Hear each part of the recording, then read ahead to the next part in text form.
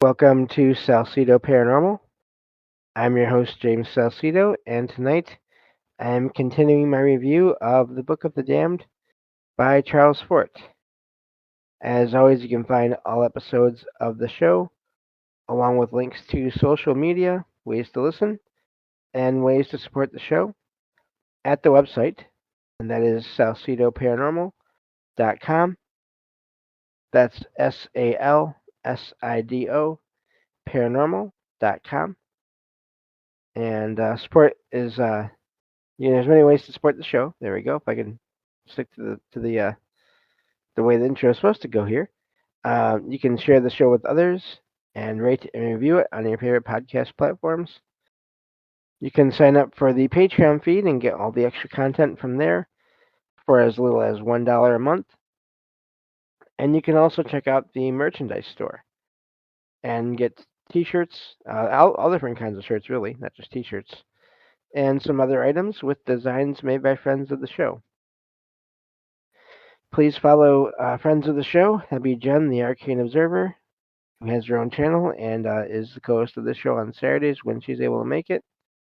And Michael Strange of Trouble Minds Radio and the Trouble Minds Radio Network, KUAP Digital Broadcasting, where you can hear all kinds of amazing shows as well as my own online for free 24/7. And I don't know if I said this already, but support for the show is never expected, but it's appreciated, as there are expenses in making the show. So anyway, now that I got that all out of order, so yeah, a couple things as I always like to note at the start of these shows on the writing of the works of Charles Fort. His thoughts and words are not my own, and we may not all agree with them. So just to be aware of that as we go here. Also, there may be some things that he talks about that seem unexplained or mysterious to him that have maybe been looked into more, figured out, possibly over the last 100 years or so since these books came out. So just keep that in mind. Also, I apologize in advance for all of the words and names that I will mispronounce because words are hard, and not all of the words and names in Fort's writing are even in English. So that is always going to complicate things because English is the only language I somewhat know.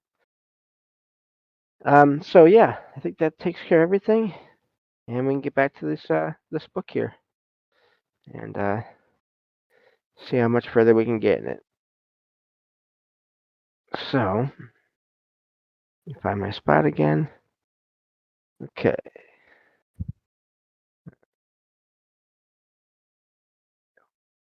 Luminous spot seen moving across the disk of Mercury in 1799 by Harding and Schroeder.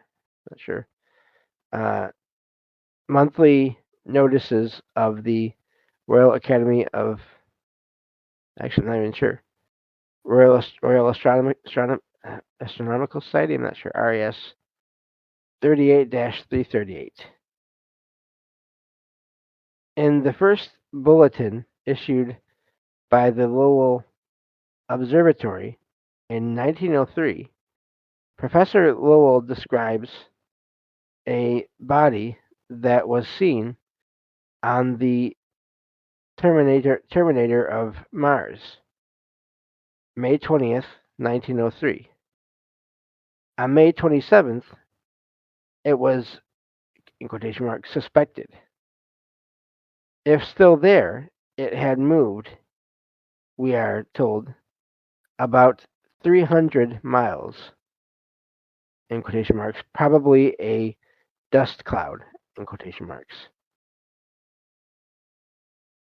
A very conspicuous and brilliant spots seen on the disk of Mars, October and November 1911. Popular Astronomy, Volume 19, Number 10. So one of them accepted 6 or 7 observations that were in agreement, except that they could not be regularized upon a world, planet, satellite, and he gave it a name. He named it Neath. Monstrador and Elvira and Azuria and Super Romanimus. And these are all names for it has been given to all these different anomalies. Uh, or heresy and orthodoxy and the oneness of all quasiness and our ways and means and methods are the very same.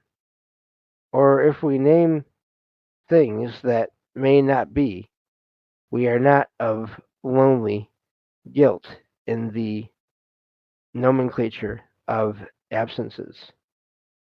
But now, Leverrier and Vulcan, in quotation marks. I'm not sure if I'm saying Leverrier right. Leverrier. Leverrier again. Or to demonstrate the collapsibility of a froth, stick a pin in the largest bubble of it. Astronomy and inflation. And by inflation, we mean expansion of the attenuated, or that the science of astronomy is a phantom film distended, distended with myth, myth stuff. If I could talk, that'd be good. But always our acceptance that it approximates higher to substantiality than did the system that preceded it. So Leverrier, I was going to say that, but hopefully I'm not wrong, and the, in quotation marks, planet Vulcan, quotation marks. That's kind of a, isn't that ironic in a way? Any Star Trek fans out there? Myself included. Anyway, and we repeat, and it will do us small good to repeat. If you be of the masses that the astronomers have hypnotized, being themselves hypnotized, or they could not hypnotize others, or that the hypnotist's control is not the uh, masterful power that it is popularly, there we go, supposed to be, but only transference of state from one hypnotic to another. If you be of the masses that the astronomers have hypnotized, you will not be able even to remember. 10 pages from here, and Leverrier and the, in quotation marks, planet Vulcan, in quotation marks, will have fallen from your mind, like beans from a magnet, huh.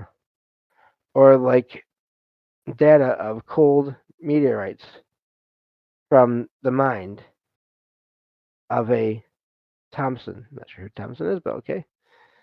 Leverrier and the planet Vulcan, in quotation marks again. And much the good it will do us to repeat. But at least temporarily, we shall have an impression of a historic fiasco, such as, in our acceptance, could occur only in a quasi existence. In 1859, Dr. Lescarbault, an amateur astronomer of Orgeres, France, announced that on March 26th of that year, he had seen a body of planetary size cross the sun. We are in a subject that is now as unholy to the present system as ever were its own subjects to the system that preceded it, or as ever were slanders against miracles to the preceding system. Nevertheless, few textbooks go so far as quite to disregard this tragedy. The method of the systematist, is slightingly to give a few instances of the unholy and dispose of the few. If it were desirable for them or to them to deny that there are mountains upon this earth, they would record a few observations upon some slight eminences near Orange, New Jersey, but say that commuters, though estimable persons in several ways, are likely to have their observations mixed. The textbooks casually mention a few of the, in quotation marks, supposed, in quotation marks, observations upon, again, quotation marks, Vulcan, in quotation marks, and then pass on. Dr. Lescarbolt wrote to Leverrier, who has who hastened, uh, the break was weird there, who hastened to Orgeris, uh, because this announcement assimilated with his own calculations upon a planet between Mercury and the Sun, because this solar system itself has never attained positiveness in the aspect of regularity. There are to Mercury as there are to Neptune phenomena irreconcilable with the formulas or motions that betray influence by something else. We are told that Leverrier, in quotation marks, satisfied himself as to the substantial accuracy of the reported observation, in quotation marks. The story of this investigation is told in Monthly Notices 20-98.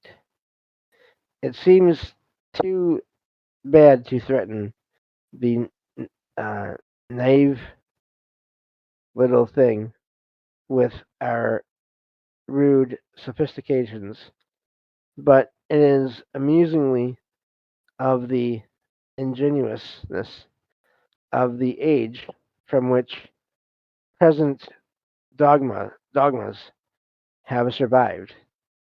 Lescarbault wrote to Leverrier,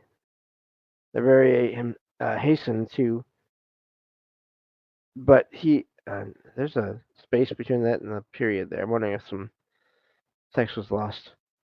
Anyway, but he, uh, but he was careful not to tell Lescarbault who he was. went right in quotation marks, subjected Dr. Lescarbolt to a very severe cross examination, in quotation marks, just the way you or I may feel at liberty to go into anybody's home and be severe with people, in quotation marks, pressing him hard step by step, in quotation marks, just as anyone might uh, might go into someone else's house and press him hard through, uh, though unknown to the hard pressed one. Not until he was satisfied did Leverrier reveal his identity. I suppose Dr. Lescarbolt expressed astonishment. I think there's something utopian about this. It's so unlike the standoffishness of New York life. Leverrier gave the name Vulcan to the object that Dr. Lescarbolt had reported.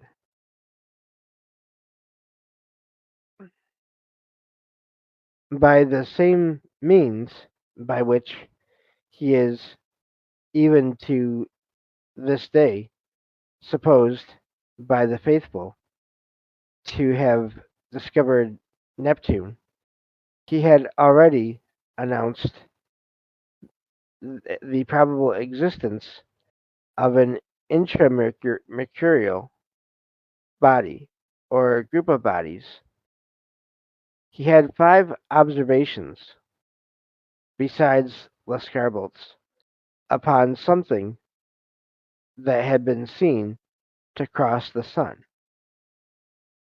In accordance with the mathematical hypnosis of his era, he studied these 6 transits.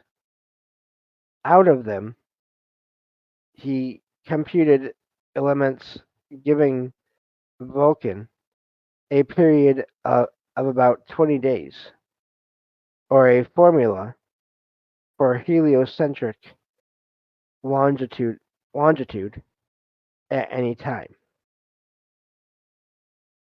But he placed the time of best observation away up in 1877.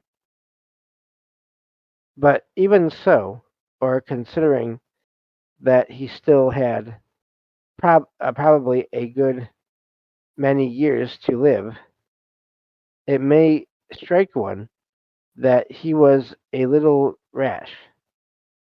That is,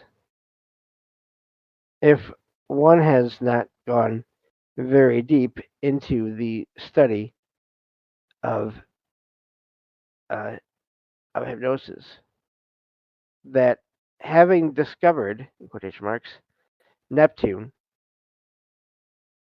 by a method which, in our acceptance, had no more to recommend it than had once equally well thought of methods of finding, witch finding, sorry, WITCH, he should not have taken such chances.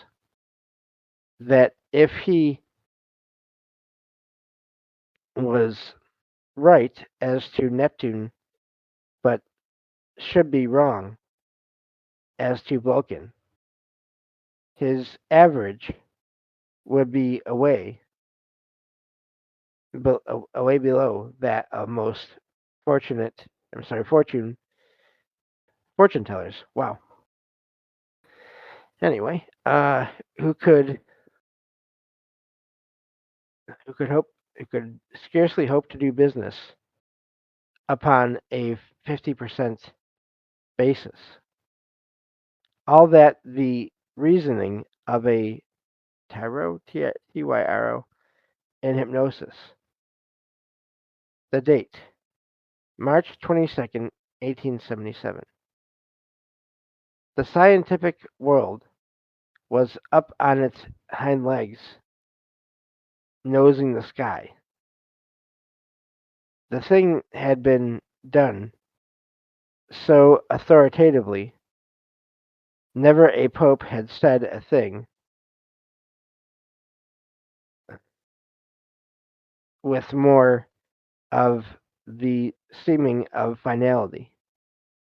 If 6 observations correlated, what more could be said or could be asked? The editor of Nature, a week before the predicted event, though cautious, said that it is difficult to explain how six observers, unknown to one another, could have data that could be formulated if they were not related phenomena. In a way, at this point occurs the crisis of our whole book. Formulas are against us, but can astronomers, I'm sorry, but can astronomic formulas backed up by observations in agreement, taken many years apart, calculated by a Leverrier, be as meaningless in a positive sense as all other quasi things that we have encountered so far? The preparations that they made before March 22nd, 1877. In England, the astronomer royal made it the expectation of his life, notified observers at Madras, Melbourne, Sydney, and New Zealand, and arranged with observers in Chile and the United States. M. Struve had prepared for observations in Siberia and Japan, March 22nd, 1877.